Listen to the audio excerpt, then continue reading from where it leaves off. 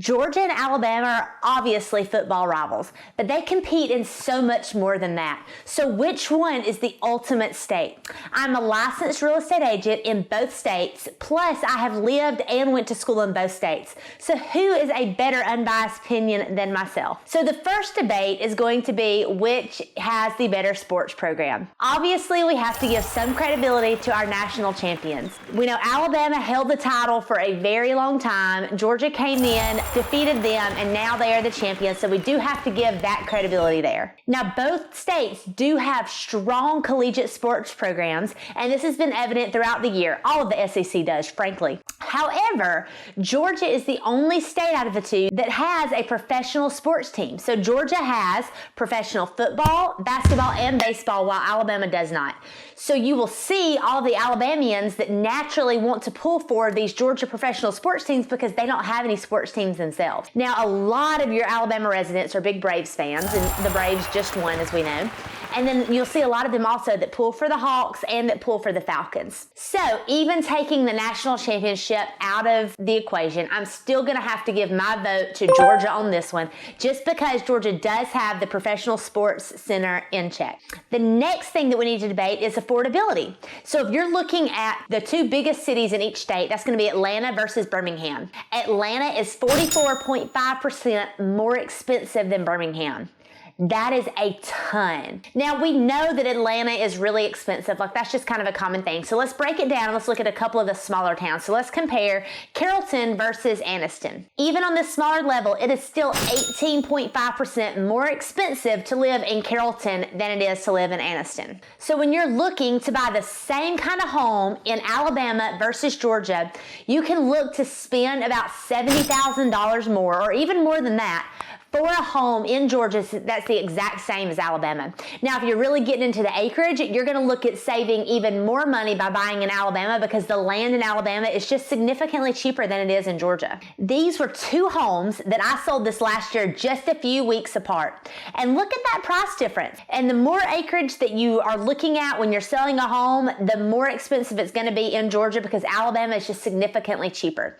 Here are two properties that sold in Alabama just recently, and they sold for $2,000 to $3,000 an acre. Now in West Georgia, you're hard pressed to find some even for like $7,000 to $8,000 an acre. So that's a really significant difference, unless of course you're looking at some of these huge tracts and you can get them down there a little bit. So all kinds of people are moving to Alabama because they've realized that they can get a lot more bang for their buck in that state. Your property taxes are also a heck of a lot cheaper in Alabama. So this home that I was telling you that I sold in Alabama this year, the property taxes on it were only $720. You're looking at least double that in Georgia. Now, I personally have a home that I rent out in Bremen, and it's about the same size square footage, but it's at least a third of the size of acreage, and my taxes are almost $2,000 a year. That is insane. That is almost triple what the price of taxes are in Alabama, and I have less acreage. Something doesn't add up here. So, affordability, hands down, goes to Alabama. The third is the job market. So Alabama and Georgia both have pretty good jobs. They have a good supply of things. Southwire is stationed in both Carrollton, Georgia and Heflin, Alabama, so they feed both states. I would say, though, that Georgia does have a little bit more job opportunities for people because they have Walmart.com, which is located right there in Bremen. They also have the Honda plant, which is right there in Tallapoosa. So those are two really big suppliers of jobs. Now, Tanner, they do have a hospital in Wedowee, Alabama. They also have hospitals in Bremen, Carrollton, and Villa Rica. So they do supply jobs to all of those areas. Of course, in Anniston, they do have two hospitals as well. So that does supply a lot of hospital jobs to the surrounding areas. But the tiebreaker may be the pay scale here. I can personally attest to the pay scale because I was a nurse. I worked in Georgia. I was licensed in Alabama, but Alabama pays significantly cheaper. That's why I never worked in Alabama. I only worked in Georgia. So if you're looking at a hospital job, when I was looking in Alabama, you're looking at making $7 to $9 an hour less than just going right over the line into Carrollton, Georgia. And that doesn't include your shift differentials. The shift differentials were more in Georgia as well. So why in the world would I leave that much money on the table able to work in Alabama, whereas I could work in Georgia, and it's not that big of a difference of drive. So for the pay difference alone, my vote on this one definitely goes to Georgia. The fourth would be the weather. Now, really, the weather is kind of the same in both places. Like if it's gonna rain in Carrollton, it's probably gonna rain in Heflin. If you've got a sunny day over here in Bremen, you probably got a sunny day on Lake Wedowee too. Like it's just kind of the same. We both get the really hot, miserable summers. Like, oh my goodness. Hair in a ponytail. I don't even try to go out of the house in anything cute. Like I'm just sitting over here by the fan trying to cool off. Like it's just miserable how hot it is. And then you get the humidity on top of that. And it's just, I just look like a wet dog that just came out of the rain. It's terrible. But the winters are not near as bad. Now we do get some of the cooler days. It will get into the 30s, sometimes into the 20s when it's cold, but we don't see typically those below zero levels. You know, if one does get snow, the other ones will get snow, but we don't see a ton of snow. So the weather is kind of the same. The bad part about this is we all experience the same pollen season, and it is terrible. It's like these big sheets of yellow just dusting everywhere, coming across. You've got Sudafed on hand because, you know, you're just popping them left and right, and you're trying to convince the drugstore that you're not doing drugs, and it's just, oh, it's terrible. And like, I seriously get nervous about this every year because I'll take so much Sudafed that it's like one pill per day, and I'm thinking, oh my gosh, they're gonna think I'm making drugs out of this because my nose is so stopped up. But it's just kind of life here in the South. So with the weather, I'm gonna consider this an exact tie because really I cannot tell any difference from living in both places. So the fifth is going to be food and entertainment. So despite the affordability that you get in Alabama, I'm going to say that to go out to a dinner is gonna cost you relatively the same whether you are in the Anniston-Oxford area versus Carrollton. Kind of the same. Now, I will say that I personally believe you have more locally owned restaurants to pick from in Carrollton, Georgia. There's a lot of really cool spots you can go and eat there and hang out. And in Anniston-Oxford, they've got a lot of the bigger chains, but not quite as many of those local eateries that have that really good food, you know, that everybody loves to go to. It may be slightly cheaper in Alabama, but not enough to write home about. Just maybe saving you maybe a little bit of tip money. Now, as far as entertainment goes, if you combine Anniston and Oxford together, they're going to have more things to do. So Carrollton, you know, we used to have the movie theater. That was pre-COVID. I'm not really sure what's going on now, if they're going to reopen or not, but we do still have the skating rink, that's for sure. In the Anniston-Oxford area, you've got skating, the movie theater, putt-putt golf, bowling, you've got the mall. So there's a lot of things that you can go do. If you're going on a date night, there's plenty to do after dinner that you can go check out. There are cultural arts centers in both cities that you can go hang out and, you know, watch a show, do different things like that. They also both have different downtown areas if you just wanted to go around and have some drinks or anything like that. So that's kind of even there. However, the one thing that I would say would tip the scale here would be the Talladega National Forest, which is right outside of the Anniston-Oxford area.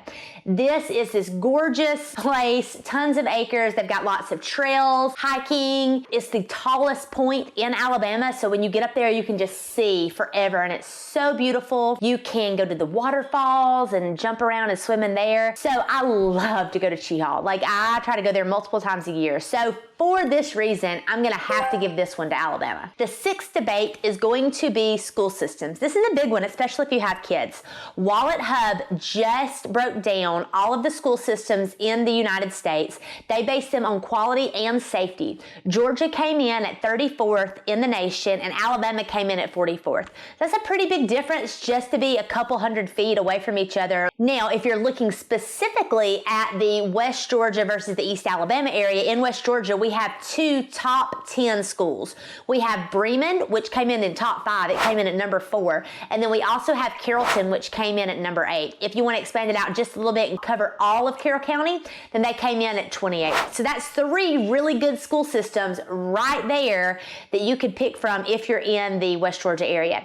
Unfortunately, in East Alabama, none of the East Alabama schools ranked anywhere on the list. I looked, tried really hard, couldn't find it because I even went to Ranburne, but they were not ranked anywhere. So for this alone, I'm gonna have to give this point to Georgia. Number 7, internet and cell phone service. So this one really depends on which part of the state that you're in. If you're near one of our big cities, you're gonna have a much easier time with internet and cell phone service.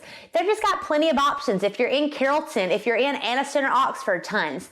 Once you go outside of there, that's where you can see the differences. So if you're going outside outside of Carrollton, if you're looking in Bremen or Bowden, you still have a pretty good bit of high-speed internet, pretty good cell phone service. If you're going a little bit further out, like the Waco area where my parents live, that's where you're getting limited. That's where you only have one kind of internet, and quite frankly, they just suck. Like, you don't even want to try that. And your cell phone service is really spotty. Like, I can be on a phone call and people cannot hear me. They say I'm breaking up. And in some parts of their house, they can hear me fine. So that's kind of really iffy. However, in Alabama, once you get outside of the bigger city, it's just spotty all the time. Like, there's not really a great internet provider if you're looking in the Ranburne, Wedowee area. There's just not one. Heflin, you're doing a little bit better, but not in that area. And then your cell phone is just kind of spotty. Like, you can get it in the main areas, but if you're going down some of those back roads, then that's where you're going to really have some issues. So this one is really kind of a hit or miss depending on where you're living. But if I had to give it to one state, I would give it to Georgia, just because there are more areas that you can have good cell phone service and good Wi-Fi. A way that people have been able to take advantage of both the pros and cons of each state that I think is pretty genius is you buy your house in Alabama, live there, take advantage of all the cheap things. I mean, everything's cheaper there. The taxes, power, everything. Take advantage of all of that and then get your job in Georgia and make more money. So you're making more money, but you're living cheaper. That's kind of a win-win. However, if you are really concerned about the school system, then that may not be the best option for you. If you are and you want to find out more about the number 4 school system and what all that town has to offer, check out this video here. As always, I'm your unicorn real estate agent, helping you turn your dreams into reality.